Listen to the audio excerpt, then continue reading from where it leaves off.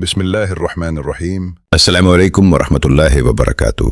خوش آمدید آپ سب کا اسلامی دنیا میں، وہ جگہ جہاں ہم دل کی گرد صاف کرتے ہیں، سوچ کو سنوارتے ہیں اور اپنے باطن کو جگانے کی کوشش کرتے ہیں۔ آج کا موضوع نہایت حساس ہے، کیونکہ یہ صرف رشتوں کا نہیں بلکہ ہمارے ایمان کا مسئلہ ہے۔ گھر، وہ جگہ جہاں سکون ملنا چاہیے، مگر کبھی کبھی یہی گھر چغلی، بدگمانی اور بہتان کی آماج گاہ بن جاتا ہے۔ زبانیں چلتی ہیں، باتیں پھیلتی ہیں، اور ایک وقت آتا ہے جب دل ایک دوسرے سے کٹنے لگتے ہیں۔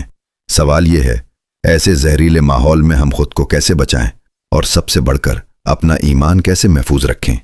دوستو، چغلی صرف الفاظ کا کھیل نہیں ہوتی، یہ دلوں کے درمیان دیوار کھڑی کر دیتی ہے۔ آج کسی کے بارے میں ایک بات سنی، کل وہی بات کسی اور تک پہنچی، اور چند دنوں میں ایک کہانی بن گئی۔ ہمیں اندازہ بھی نہیں ہوتا کہ ہم کب ایک جملہ بول کر کسی کے کردار کو مجروح کر دیتے ہیں۔ یاد رکھیں، ہر سنی ہوئی بات آگے پہنچانا ضروری نہیں ہوتا، کبھی خاموش رہ جانا بھی تقویٰ ہے، کبھی موضوع بدل دینا بھی نیکی ہے، اور کبھی محفل چھوڑ دینا بھی ایمان کی حفاظت ہے۔ بدگمانی بھی ایک خطرناک بیماری ہے۔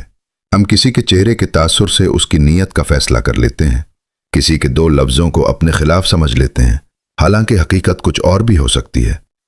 اگر دل میں کسی کے بارے میں منفی خیال آئے تو فوراً خود سے سوال کریں، کیا میرے پاس اس بات کا ثبوت ہے؟ کیا میں انصاف کر رہا ہوں، یا میں صرف اپنے گمان کو سچ سمجھ بیٹھا ہوں؟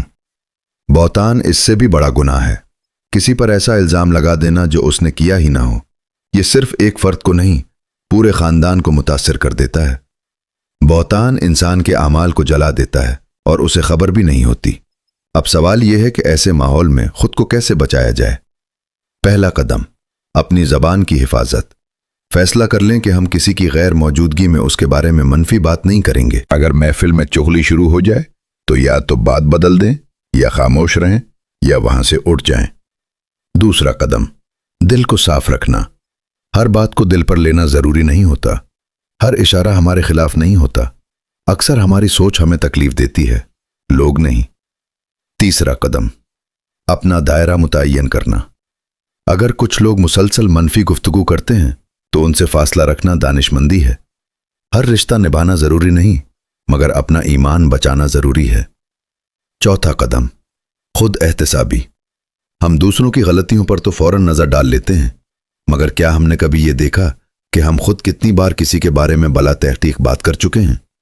اصلاح ہمیشہ خود سے شروع ہوتی ہے۔ ایک بات یاد رکھیں، زہریلا ماحول ہمیں بدلنے کی کوشش کرتا ہے۔ اگر سب چغلی کر رہے ہوں تو ہمیں بھی آسان لگنے لگتا ہے، اگر سب بدگمانی کر رہے ہوں تو ہمیں بھی حق بجانب محسوس ہوتا ہے۔ مگر اصل مضبوطی یہ ہے کہ ہم ماحول جیسے بھی ہو اپنے اصول نہ چھوڑیں۔ گھر میں ایمان کی حفاظت صرف عبادت سے نہیں، کردار سے ہوتی ہے۔ زبان کی پاکیزگی، دل کی صفائی اور نیت کی درستگی، یہی وہ ڈھال ہے جو ہمیں بچاتی ہے۔ ایک گہری بات سن لیجئے، چغلی اور بہتان وقتی سکون دے سکتے ہیں، مگر دائمی بے سکونی چھوڑ جاتے ہیں، اور خاموشی وقتی مشکل ہو سکتی ہے مگر دائمی عزت دے جاتی ہے۔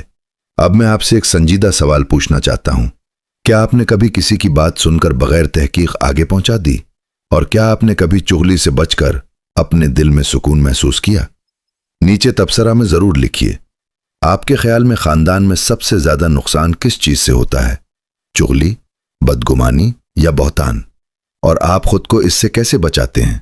اگر آپ چاہتے ہیں کہ ہم اسی طرح ایمان، کردار اور گھریلو اصلاح کے موضوعات پر بات کرتے رہیں تو ابھی اسلامی دنیا کو سبسکرائب کریں، ویڈیو کو پسند کریں اور اسے شیئر کریں، کیونکہ شاید آپ کا ایک شیئر کسی کے ایمان کی حفاظت کا سبب بن جائے۔ اللہ تعالی ہمیں اپنی زبان کی حفاظت کی توفیق عطا فرمائے، ہمارے دلوں کو بدگمانی سے پاک کرے، ہمیں سچ اور انصاف پر قائم رکھے، اور ہمارے گھروں کو پاکیزہ ماحول عطا فرمائے۔ آمین۔